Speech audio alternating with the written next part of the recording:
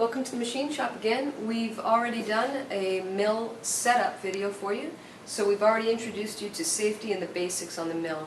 Today what we're going to be doing is we're going to be looking at a component called the bearing plate, and of course if you come into the shop and you need to find an edge, you don't necessarily need to be making this part, you could be making any part. What we have here is the bearing plate, and if you look at the details on it, what I want to do is I want to drill 2 holes, and the details here are described 2 times diameter, number 25 drill, 1 inch deep, and if you look at the view above you can see that I'm actually drilling 1 inch deep, and the next note says 1024 UNC, Unified National Course Thread, times a half deep. We're going to be tapping later. For now, what we're talking about is using an edge finder, using a center drill and a drill to drill these 2 holes. And you'll notice I've highlighted in red the datum edge, because what I'm going to do is scribe a line over 0.250, scribe another line over 0.75 from this datum edge, and then I'm going to scribe a line down to the about center point of that part that's about 0.25 down. And those will be used as a bit of a layout for me when I'm center drilling and drilling. So let's get started. What I have over here is I have a few tools that you need to use, and one of them is called an edge finder. I'll also be looking for my drill and my center drill. So I go to the cabinet. Remember, what we're looking for was a number 25 drill. So over here there's a table, and this table is a decimal equivalent table where I can find numbered drills, millimeter drills, letter drills, and decimal size drills. So I'm looking for a number 25, so I eyeball, here it is, a number 25. Look at the decimal equivalent, 0.1495. The nearest equivalent in millimeter would be 3.8 millimeters. That's only 1/10 in the difference, very little, so I'm happy with the 3.8. I look in my drill box and they're all neat and put back, so I'm going to grab the 3.8, which is right here. So I've got the right size drill. Moving over, I also will need, from the same cabinet, you'll notice there's a little block here with center drills, so I'll pick up a center drill along the way. At this point, what I want to do is I want to introduce you to using the edge finder so we can locate an edge. Now, I said earlier that we're going to be scribing a line. So if we zoom in here on the drawing, you're going to see that datum edge, what I want to do is I want to scribe the lines for these holes. So 0.25 over, 0.75 over. Let me do that now. I've set up my caliper. So all I'm going to do is from this edge, scribe a line, and 0.25 down from the back edge, I'm going to scribe a line. Try to keep your caliper fairly straight when you're doing that. Now I'll set up to 0.75, which is my next hole location. 0.75. Remember, if we're thou out, we're not going to complain, so I'm going to lock that in, or half a thou out. From the same edge, this datum edge, I'm going to scribe in my line. Okay? So that's a layout. That helps me double check before I drill. Now what I want to do is I want to lay the part in on the parallels, and of course I'm sitting it on the parallels and bringing it up to the stop. I'm going to lock that in place, make sure I don't move it, lock it in place nice and tight, and you'll notice I already have in the spindle a Jacob's chuck. So what I need to do is load in my edge finder. I put my edge finder in. You notice you can move the jaws open and close here. Now load in my edge finder and tighten that up with the Jacob's chuck key, which happens to be handy. Tighten that up, and this edge finder is really a curious little thing. It comes off center, so it's no longer concentric. We're going to use that to line up this edge as my datum and this edge as my datum. So this will be the datum in X, this will be the datum in Y. In order to use this tool, the edge finder, I need to turn the spindle speed on to about 1,000, which I have. I go into the forward position, and now what I'm going to do, make sure the table locks are unlocked. I'm going to bring this over, and let's do the X location first. I'm going to bring my Z-axis down, bring that down to about halfway, What I want to do is find that X datum edge. So I'm touching off the edge with my edge finder. So as I slowly approach, I'm standing on a 45-degree angle, because once the edge finder has become concentric, I'm pulling the part into the edge finder, it's becoming concentric. I want to stand on a 45-degree angle to catch it when it slips, and you'll see when it slips. So I'm slowly pulling the part into the edge finder, and it slips. I can turn that off now. To the off position, hit the brake.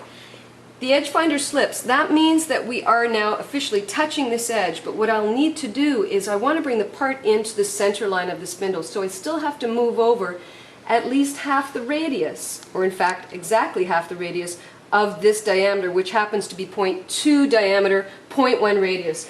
So I'm going to bring the table down, and this is where I'm going to be using my digital readout in X.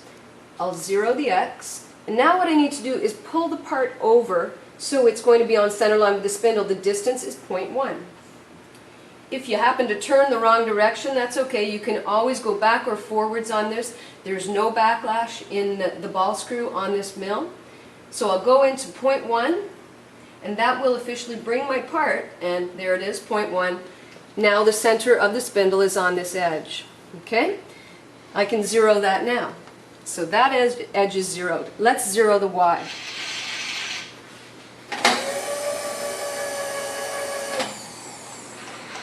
And bring it a little further down so it's about halfway on the edge finder. I'm going to offset the edge finder. I'm going to turn the spindle on again. What I want to do is bring the back face of the part in to the edge finder, bring it so it's concentric, very slowly pushing the part in until it slips. Slips there.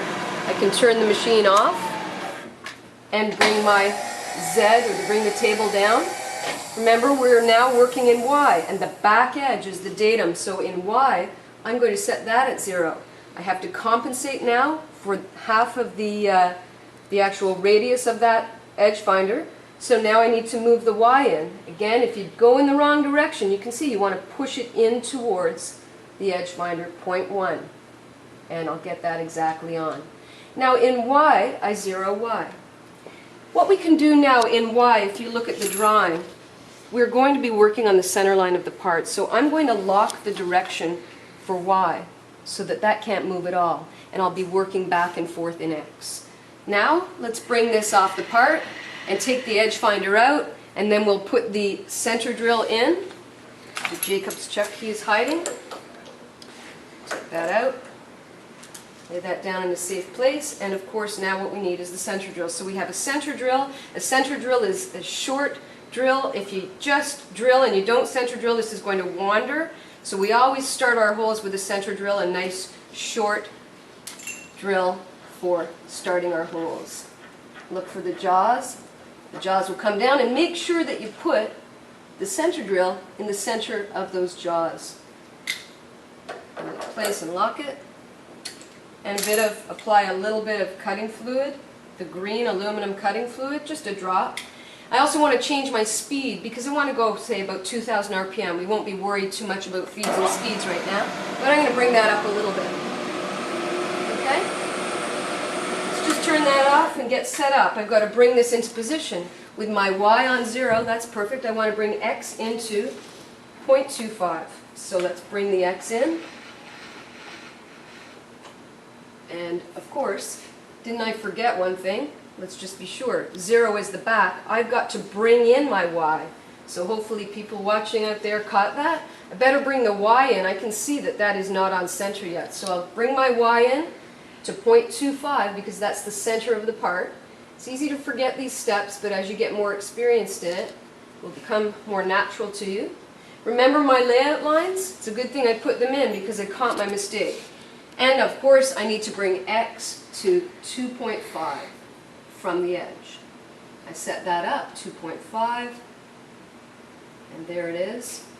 I'll relock my Y, and I'm going to zero my Y. I'm not going to zero X, I'm going to leave X at 0.25. Now, if we check the layout, when I release the spindle lock and I come down, if I do a little dimple there, you can see That's telling me, oh yeah, that looks pretty good. That's my layout helping me out there. Now again, a drop of cutting fluid on there. Turn the machine on. I want to create a little dimple in here. I don't have to go too deep because I have quite a small, and you'll notice I'm bottoming out here on my lock, so I might remove that lock, bring that down a little bit more.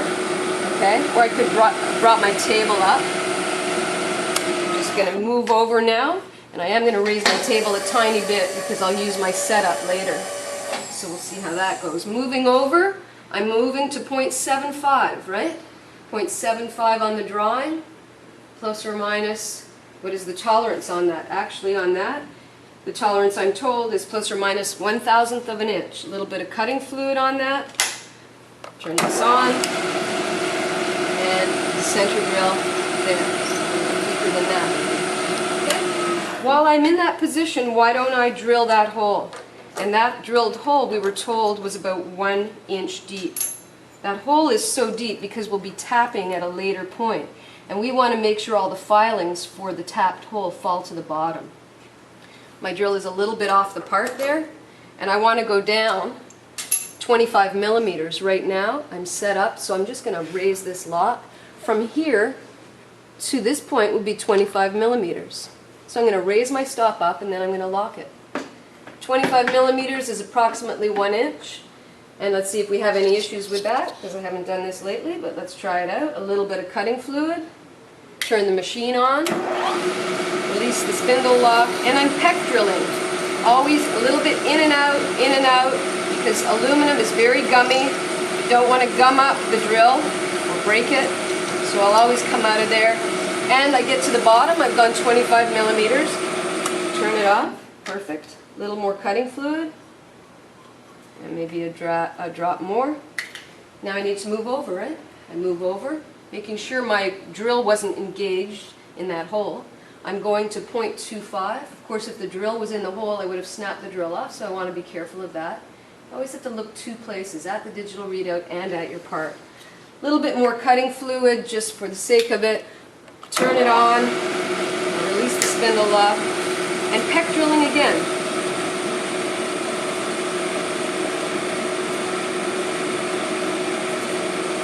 All the way to the bottom, feeding in and out. And there we are at the bottom. Turn the machine off. And then before I take the part out, I'll visually inspect it and I'll sweep away all the debris so that doesn't fall on the parallels.